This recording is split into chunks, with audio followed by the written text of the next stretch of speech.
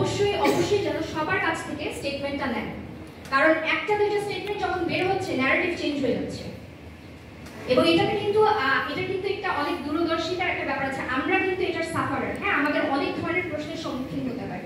তো আমাদের রিকোয়েস্ট হচ্ছে যে যেন প্রতিটা অফিসার সেদিন যে কয়জন জুনিয়র থেকে সিনিয়র কমান্ডে যারা ছিল একদম উপর থেকে নিচ পর্যন্ত প্রত্যেকটা সৈনিক প্রত্যেকটা অফিসার তাদের স্টেটমেন্টগুলো, প্রত্যেকের স্টেটমেন্ট যতখানি সম্ভব তারা দেশে আছেন বিদেশে আছেন সবারটা যেন কনসিডার করা হয়। আমার এই দুইটাই কথা ছিল। Thank you.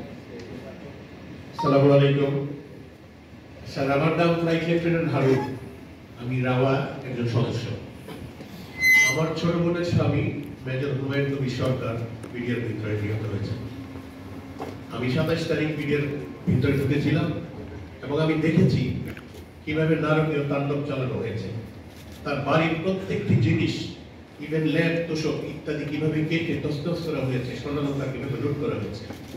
এবং আমার ছোট বোন ওখানে ছিল, তার ছোট বাচ্চারাও ওখানে ছিল, তাদের সাথে অন্যান্য ভাবিরা কয়েকজন এসেছিলেন, তাদের মুখে শুনেছি সেই ঐতিহাসিক নির্যাতনের কথা। পরবর্তীতে তার লাশ আমি খুঁজে পেয়েছিলাম হাসপাতালের মর্গে এবং সেখানে দেখেছি তাদেরকে কিভাবে সারিবদ্ধভাবে লাশগুলো সেলাই করে দেখা হয়েছে। পরবর্তীতে সিএমএইচে নিয়ে আসা হয় এবং বেগম খালেদা জিয়াকে আমরা ওগুলো লাশগুলো দেখিয়েছিলাম ওখানে। স্যার, আমি যে জিনিসটা বলতে চাই যে লেফটেন্যান্ট জেনারেল মইনুল হোসেন বা মইনুল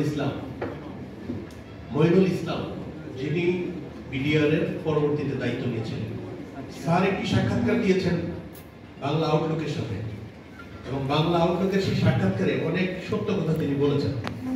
আমার প্রশ্ন হলো, তিনি এই সত্য কথাগুলো বলেছেন সম্প্রতি, বেশি দিন হয়নি, কিন্তু তার আগে এই গত 16 বছর উনি দেখেন।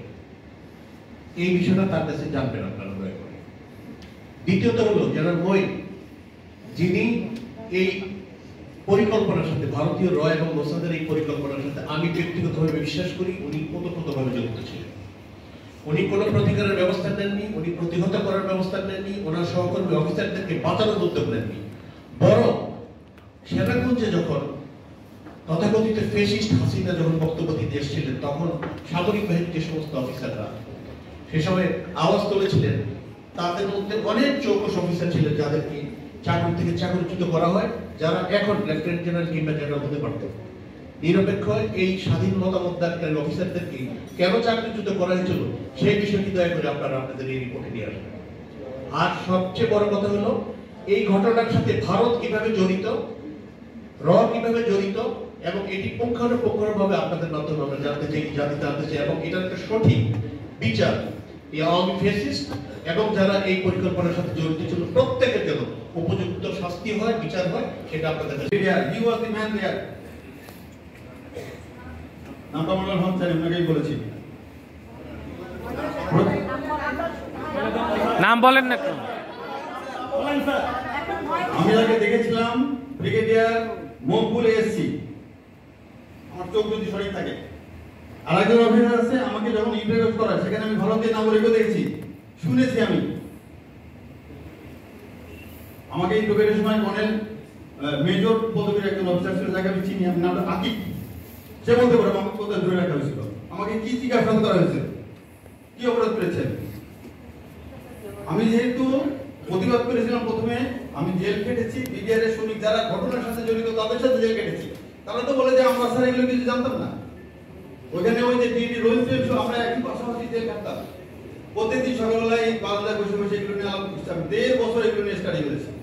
এর সাথে র জড়িত, সেই সময় প্রধানমন্ত্রী জড়িত, তার ছেলে জড়িত, ভারতীয় কিলাররা এসে আমাদের অফিসারদের মেরে চলে গেল, এগুলো সব প্রমাণ আছে। আমার কথা হলো যে একজন অফিসার বলেছে এর সাথে র জড়িত, ভারত জড়িত। আমার সামনে যারা বসে আছেন আপনারা কতটুকু লিখতে পারবেন একজন অর্থ।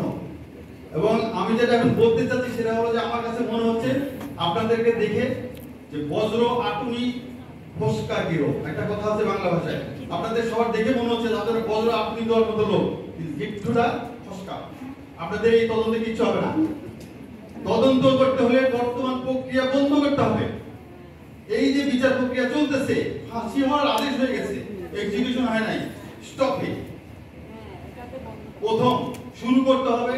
তদন্ত করার মতো তো কিছু নাই, আপনি কোনো এভিডেন্সই রাখেন নাই, কোথায় পাবেন? কিন্তু এক ভাবি একটু আগে আমাকে বললেন যে ভাই সব কিন্তু শেষ হয় নাই। কিছু সাক্ষাৎ তো আছে, পাওয়া যাবে। কিন্তু আপনি যে এটা জমা দেবেন কোথায়? আপনি যদি আইসিটি রিপ্রেজেন্ট করতেন, একটা কথা ছিল যে বাংলাদেশ না আইসিটি তদন্ত করছে। এই প্রক্রিয়াটা বন্ধ করে বিচার বিভাগের তদন্ত হইতে হবে। এটা আমি বুঝি, আমি একজন লয়ার ছাত্র হিসেবে। বিচার বিভাগের তদন্ত হয়ে এই যে বিচার প্রক্রিয়া শুরু করতে হবে নতুন করে, যেখানে হাসিনা একদম আসামি। আপনার ওইদিকে যেতে পারবেন না, জানি না, যে হাসিনা এখন ইন্ডিয়ার কাস্টডিতে, ভারত দ্বারা পরিবেষ্টিত আমার সব জায়গায়, এখানেও আছে 50% মতো লোক আমার মনে হয় যে ভারতের রিপ্রেজেন্টেটিভ। সন্দেহ হয়, আমি কাউকে আন্ডারমাইন করছি না, আমার সন্দেহ হয়। কথা বলতে পারবে। একটু আগে আমার উপায় আমাকে ফোন করছে, ডক্টর ওখানে গেছো তুমি কথা বলার জন্য, কত শাস্তি কি হতে পারে এটা তো আমি সাক্ষী, আমার পরিবার সাক্ষী। আমার একটা ইয়াং মেয়েকে নিয়ে আমার ওয়াইফ যখন জেলখানে দেখা করতে যাইতো, কিভাবে নির্যাতিত হতো আপনি দেখতাম ব্যাপার থেকে। 6 মাস চলে গেছে, আমার দেখা করতে দেয় নাই, আমাকে গুম করে রাখছে। এই যে আমি যা দেখে আসছি, সেখানে আপনাদের পক্ষে কিছু করা সম্ভব না, সম্ভব কিনা খবর দিতে হবে। ওনার নাম সদস্য আমি বলেছি যে বিচার বিভাগে তদন্ত হতে হবে। আমি যেটা বলছি, আইসিটি যদি আপনাকে ম্যান্ডেট দেয় দুই, যেখানে কোনো রকম এভিডেন্স রাখে নাই সরকার বা কেউ, সেখানে আপনি কি করবেন?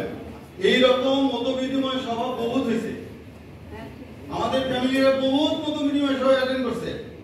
এগুলো সব আই ওয়াজ, কিছু হবে না এটাতে। অর্ডার আমি পেলাম, ভেরি কনফিডেন্ট কিচ্ছু হবে না এগুলো দিয়ে। আমাদের ভাবিদের মধ্যে ডিভিশন করা হয়েছে, আরে এর কোনো রকম আইনগত নীতি নাই, বলুন নাই। আমি তো ইয়ার স্যারের ছেলে কথা বললাম, ও তো আইনত। আইসিটি ম্যান্ডেট নেন অথবা সুপ্রিম কোর্টে যান, ওইখান থেকে এই বর্তমান প্রক্রিয়া বন্ধ করে নতুন করে বিচার বিভাগে তদন্ত করেন। আজকে কেন আমাদের মধ্যে সন্দেহ হবে যে ওইখানে সন্দেহজনক অমুক সন্দেহজনক কেন? ওকে স্যার, ধন্যবাদ আপনাকে আপনার কথার জন্য। না না, ধন্যবাদ দিই ভাই। বলি, জাতীয় তদন্ত কমিশন করছে, আমাদের জাতীয়ভাবে তদন্তটা করা হচ্ছে এবং আমরা বিশ্বাস করি অত্যন্ত নিরপেক্ষভাবে সরকার করবে।